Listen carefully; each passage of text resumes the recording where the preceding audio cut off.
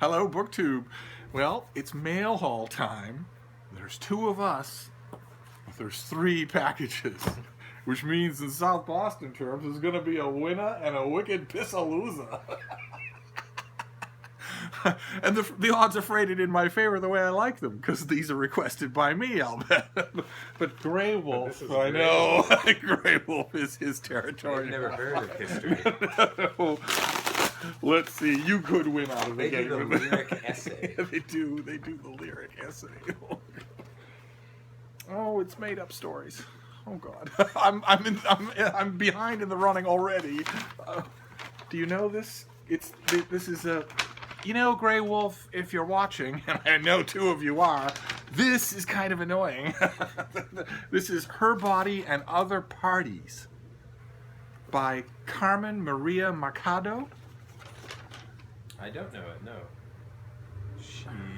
Her work has appeared in Granta, The New Yorker, Guernica, Tin House. But she's been nominated for a Nebula Award. She's cross-genre. Oh my God! Look at these blurbs. Yeah, Look, she has a paragraph of 40 blurbs by everybody who's anybody. As we used to say, in the days of prehistory, anybody who's ever snorted blow at 52 is listed. Although these people are all too young to have even heard about that. I mean, good Lord, she has a blurb from every single person in the world. That's incredible. She went to Iowa. Iowa City. The Paris of the Midwest. Yes. A wonderful place. I won't poke the bear about the ubiquity of MFA programs, but Iowa City itself is a wonderful place. So now we move on to this next one. When is that? It's a paperback original. Do you do paperback originals? Yeah, of course. Early October.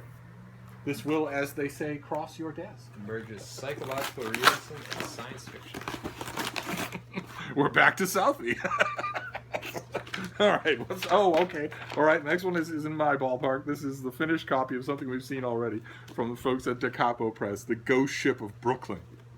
Entirely manned by hipster novelists. The HMS Jersey earned its infamous reputation only after its final journey, when it was moored off the coast of Brooklyn, never to sail again.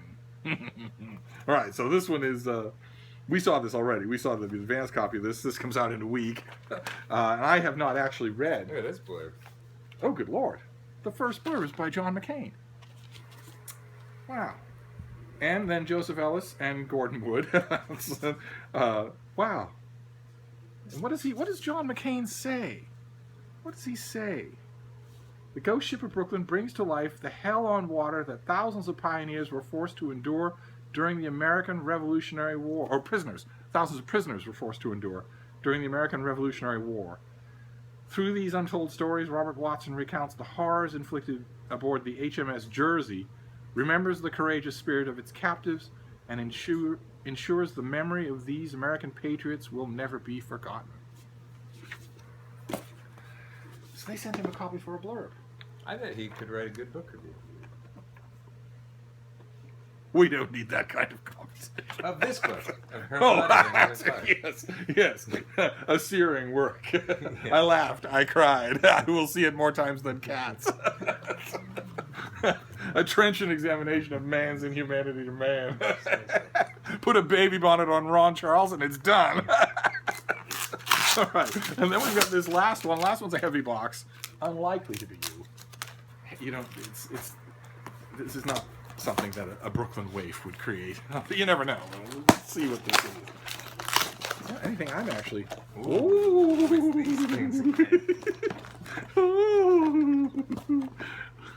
It's finished copies of these object lesson books from Bloomsbury.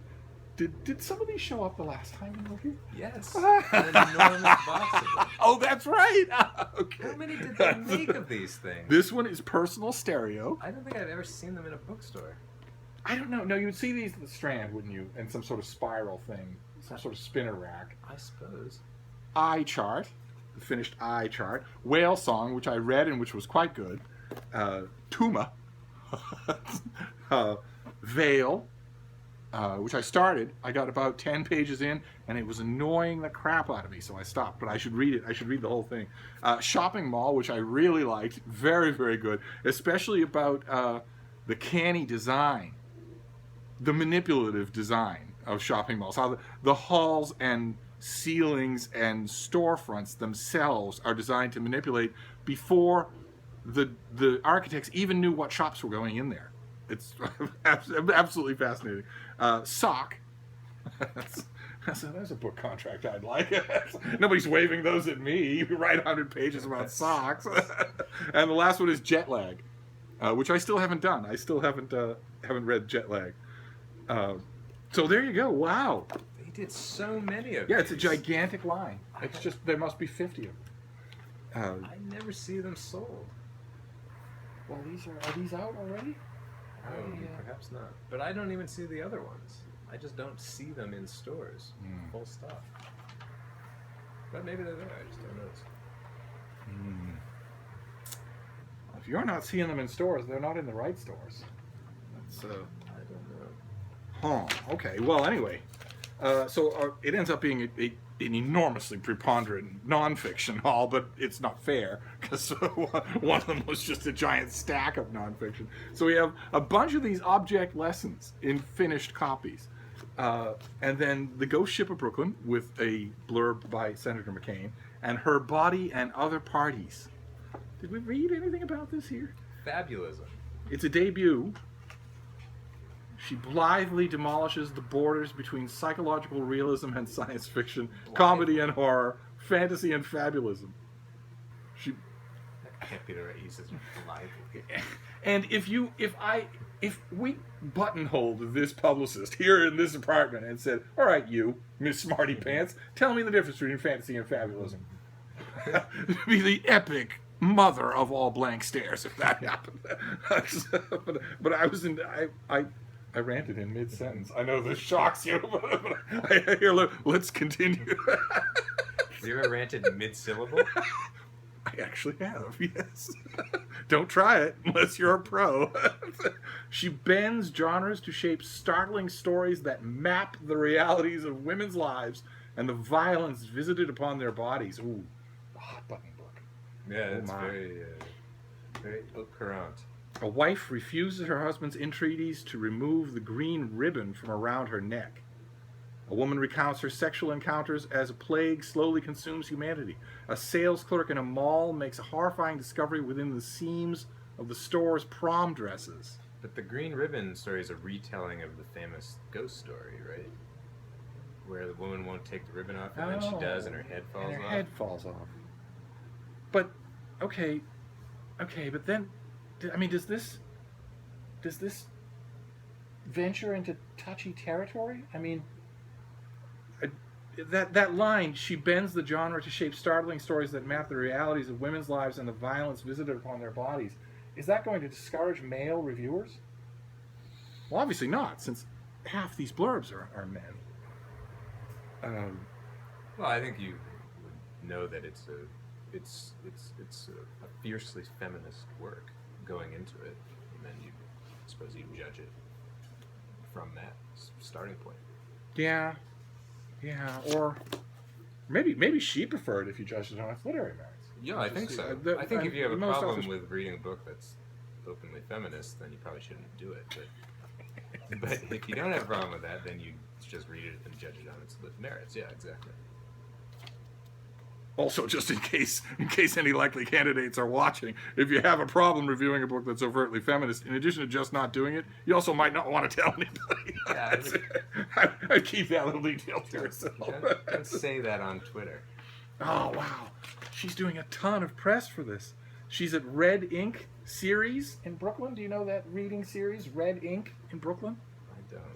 But and she's going to be, she's doing 2 stops in Iowa. One at Grinnell, and one at, of course, Prairie Lights Books in Iowa City, where I applied for a job once upon a time. So one of the most famous independent new bookstores in the entire Midwest. And they don't have a form, at the time, they didn't have a form application. Instead, they asked you to list and talk a little about your 10 favorite books. they just give you a printed sheet that says that, and then they take it back from you and they evaluate it. And they do that. The store's manager told me years later they do that in order to weed out the fakers. And I didn't know that at the time. So when I got my form, I started going on and on about the Iliad, the Odyssey, Ovid's Metamorphoses. They immediately marked me down as a poser. I didn't get a job. The only bookstore in the world that's never hired me. And I didn't get the job because I told the truth. And I'm still bitter. You're too honest for this world. God, I think I am. All right, so we have cutting-edge feminist magical realism and science fiction. That sounds fascinating. And then The Ghost Ship of Brooklyn, which is right up Steve's alley. And then a bunch of these little meditations. And as has been noted, quite a few of these are now duplicates of mine. So if one of you out there has always had a weird psychological fixation with shopping malls or jet lag, let me know. Or socks. Somebody read the socks. Somebody read the socks book. If that's true, I'd be happy to pop one of these in the post and send it to you wherever in rural New Zealand you happen to live. That's all of them are in rural New Zealand. I say, I'll send you a book, just let me know. And the next thing I know, the guy at the post office is saying, yeah, $75, Mac. all of the books, the physical books that currently exist right now in New Zealand are all from me. Anyway, plenty of time to bellyache about my lame-ass booktube friends once the camera is off. I'll see the few of you who haven't unsubscribed soon. Thank you, booktube.